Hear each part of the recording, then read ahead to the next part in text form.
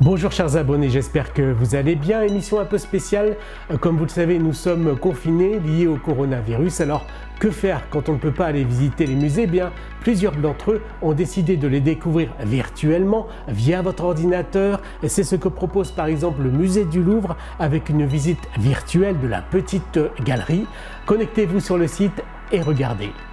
Visiter virtuellement l'expo Figures d'artistes au Louvre, elle accompagne le cycle d'exposition que le musée consacre en 2019-2020 au génie de la Renaissance, Vinci, Donatello, Michel-Ange entre autres.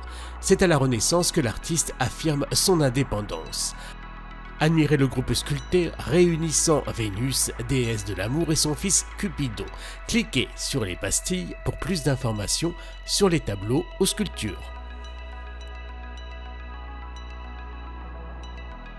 Découvrez toujours en réalité virtuelle les secrets de la Joconde. Comparez, observez, comprendre ce tableau mythique du Louvre.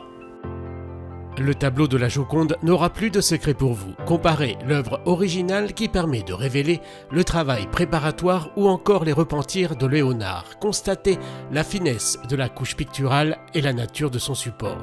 Comprendre ce tableau qui fut considéré dès sa création en 1503 comme l'un des plus beaux tableaux jamais peints et fut immédiatement imité.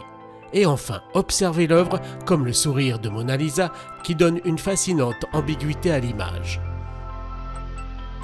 En Europe, vous pouvez aussi vous évader au musée Van Gogh à Amsterdam. 200 tableaux, 500 dessins, 750 lettres consultables par les internautes sur le site Van Gogh Museum. C'est la plus grande collection au monde.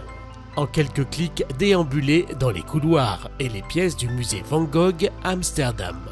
Près d'un quart des tableaux peints par Van Gogh sont exposés dans le musée. En effet, l'artiste a peint plus de 800 tableaux en 10 ans. Ici aussi, cliquez sur les pastilles à côté du tableau pour obtenir plus d'informations sur l'œuvre.